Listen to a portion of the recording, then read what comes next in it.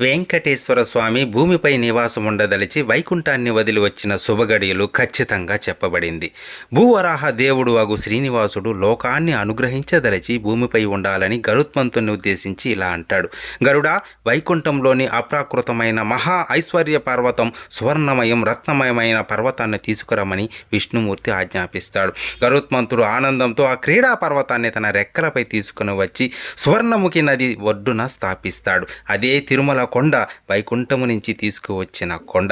ఇది మార్కండేయ పురాణం 2వ అధ్యాయంలో మరియు వరాహ పురాణం 4వ అధ్యాయంలో చెప్పబడింది. ఆ పర్వతం భూమిపైకి తేబడిన తరువాత ఆదికాలం కృతయుగంలో జంబూ ద్వీపంలో భారతవర్షంలో గంగకు దక్షిణాన 200 యోజనాల దూరంలో తూర్పు సముద్రానికి పడమరయందు భాద్రపద మాసంలో విష్ణు తిథి ద్వాదశి యందు సిద్ధయోగం సోమవారం నాడు విష్ణుమూర్తి వైకుంఠం నుండి మొదటి అడుగు నారాయణాద్రి పర్వతంపై పెట్టి తిరుమలలో వెంకటేశ్వరుడుగా అవతరించాడు.